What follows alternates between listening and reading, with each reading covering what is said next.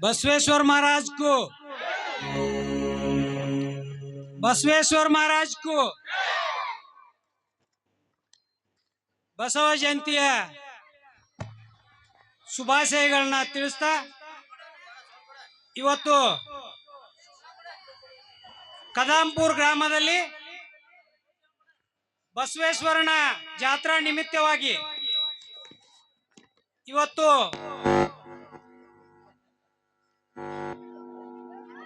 ಬಸವೇಶ್ವರ ನಾಟ್ಯ ಸಂಘದ ವತಿಯಿಂದ ಇವತ್ತು ಕದಾಂಪುರ ಗ್ರಾಮದಲ್ಲಿ ನಾಟಕವನ್ನ ಉದ್ಘಾಟಕರಾಗಿ ಆಗಮಿಸಿರ್ತಕ್ಕಂಥ ನಮ್ಮೆಲ್ಲರ ಅಚ್ಚುಮೆಚ್ಚಿನ ನಾಯಕರಾದಂತ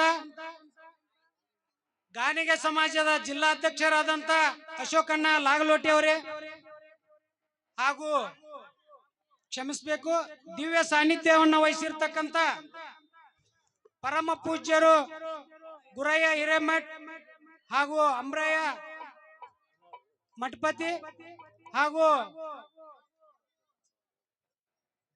ಪಂಚಾಕ್ಷರಯ್ಯ ಕೊತ್ತಲ್ಮಠ್ ಇವರ ಪಾದಗಳಿಗೆ ನಮಿಸುತ್ತಾ ಇವತ್ತು ಈ ನಾಟಕದ ಮುಖ್ಯ ಅತಿಥಿಗಳಾಗಿ ಆಗಮಿಸಿರ್ತಕ್ಕಂಥ ಗ್ರಾಮ ಪಂಚಾಯತಿಯ ಉಪಾಧ್ಯಕ್ಷರು ಹಾಗೂ ಸದಸ್ಯರು, ಗ್ರಾಮದ ಹಿರಿಯರು ಹಾಗೂ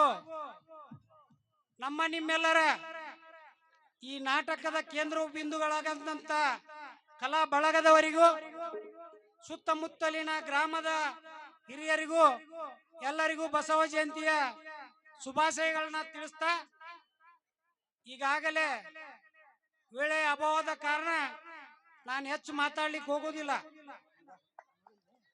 ಬಸವಣ್ಣನವರ ಬಗ್ಗೆ ನಾನು ಒಂದೆರಡು ಮಾತುಗಳನ್ನ ಹೇಳಕ್ ಇಚ್ಛಪಡ್ತೀನಿ. ಬಸವಣ್ಣನವರು ಬಿಜಾಪುರ ಜಿಲ್ಲೆ ಬಸವನ ಬಾಗೇವಾಡಿ ತಾಲೂಕಿನ ಅವ್ರು ಎಲ್ಲಿ ಜನಿಸಿದ್ರಪ್ಪ ಅಂತಂದ್ರ ಇಂಗ್ಳೇಶ್ವರ ಅಂತ ಅನ್ನುವಂತ ಗ್ರಾಮದಲ್ಲಿ ಬಸವೇಶ್ವರ ಜನಿಸ್ಯಾರ. ಅದು ಬಸವೇಶ್ವರ ತಾಯಿಯವರ ತವರ ಮನೆ. ಅದಕ್ಕ ಬಸವೇಶ್ವರರ ಚರಿತ್ರೆ ಏನಪ್ಪಾ ಅಂದ್ರ ನಮ್ಮ ದೇಶದಲ್ಲೆಲ್ಲ ವಿದೇಶಗಳಲ್ಲಿಯೂ ಸಹ ಅವರ ಚರಿತ್ರೆಗಳು ಅಜರಾಮರವಾಗಿ ಉಳಿದಾವ್. ಬಸವೇಶ್ವರರು ಬಸವನ ಬಾಗೇವಾಡಿ ಬಿಟ್ಟು ಸಂಗಮೇಶ್ವರ ದೇವಸ್ಥಾನಕ್ಕೆ ಯಾಕೆ ಬಂದ್ರು ಅಂತಂದ್ರ ಅಸಮತೋಲನೆಯನ್ನು ನಿವಾರಣೆ ಮಾಡೋದಕ್ಕ ಅಲ್ಲಿಗೆ ಬರ್ತಾರ.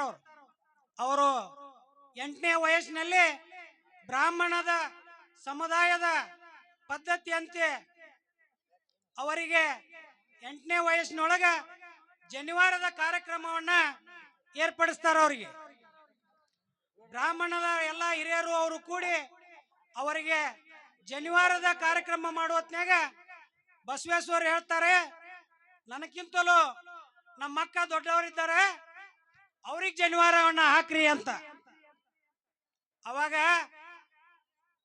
ಬ್ರಾಹ್ಮಣರ ಹಿರಿಯರು ಹೇಳ್ತಾರೆ, ಅದು ನಮ್ಮ ಬ್ರಾಹ್ಮಣರ ಸಂಪ್ರದಾಯದ ಪ್ರಕಾರ ಜನಿವಾರವನ್ನ ಗಂಡು ಮಕ್ಕಳಿಗೆ ಹಾಕ್ತೇವೆ, ನಾವು ಹೆಣ್ಮಕ್ಳಿಗೆ ಹಾಕೋದಿಲ್ಲ ಅನ್ನುವಂತ ಮಾತನ್ನ ಆ ಹಿರಿಯರಲ್ಲಿ ಹೇಳ್ತಾರೆ.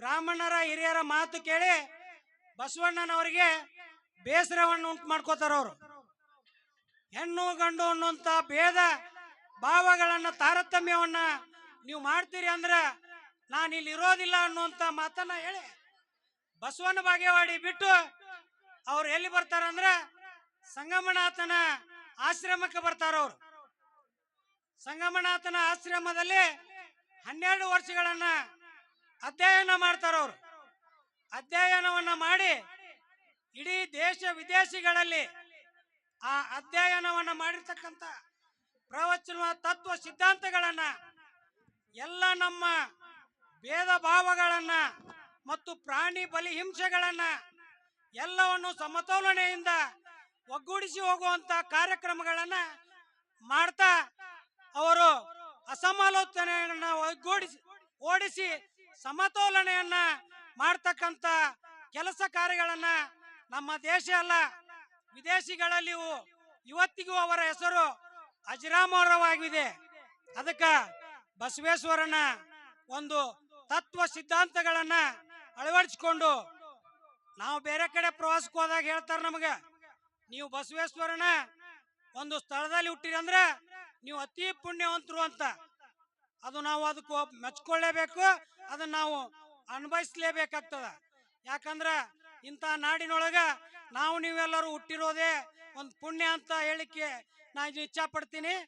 ಅದೇ ತರನಾಗಿ ಇವತ್ತು ಈ ನಾಟಕವನ್ನ ಅಭಿನಯಿಸಿರ್ತಕ್ಕಂಥ ನನ್ನೆಲ್ಲ ಕಲಾವಿದರಲ್ಲಿ ಏನಪ್ಪಾ ಅಂತಂದ್ರೆ, ನಾಟಕದ ಹೆಸರು ದಿಲ್ಲಿ ಒಕ್ಕ ಪುಂಡ ಹುಲಿ ಎಂಬ ನಾಟಕವನ್ನ ಅಭಿನಯಿಸಿರ್ತಾರ. ಅದರಲ್ಲಿ ನಾಟಕದಲ್ಲಿ ಕೆಲವೊಂದಿಷ್ಟು ಪಾತ್ರಗಳು ಬರ್ತಾವ.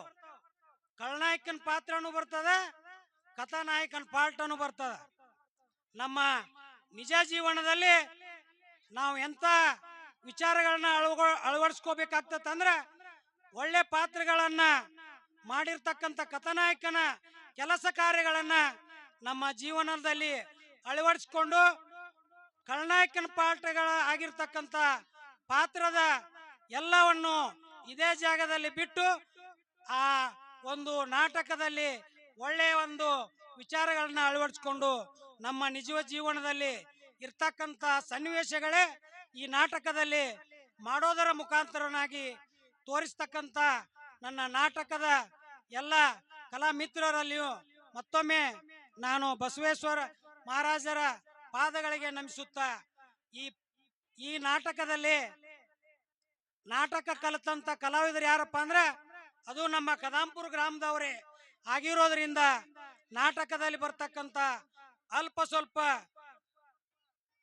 ಪಾತ್ರಗಳಲ್ಲಿ ಸ್ವಲ್ಪ ಏನಾದರೂ ಹೆಚ್ಚು ಕಮ್ಮಿ ಆದ್ರೆ ನಿಮ್ಮ ಮಕ್ಕಳನ್ನು ಅಂತ ಭಾವನೆಯಿಂದ ಅವರಿಗೆ ಚಪ್ಪಾಳೆ ಹೊಡೆಯೋದರ ಮುಖಾಂತರ ಪ್ರೋತ್ಸಾಹಿಸಿ ಈ ಕಲಾವಿದರಿಗೂ ಈ ಕಲಾ ತಂಡಕ್ಕೂ ತಾವೆಲ್ಲರೂ ಪ್ರೋತ್ಸಾಹಿಸಬೇಕನ್ನುವಂತ ಮಾತನ್ನ ಹೇಳ್ತಾ ನನ್ನ ಮಾತನಾಡಲಿಕ್ಕೆ ಎರಡು ಮಾತುಗಳನ್ನ ಅವಕಾಶ ಕೊಟ್ಟಂತ ಬಸವೇಶ್ವರ ಸಂಘ ಕಲಾಭವನಕ್ಕೆ ಜೈ ಹಿಂದ್, ಜೈ ಕರ್ನಾಟಕ.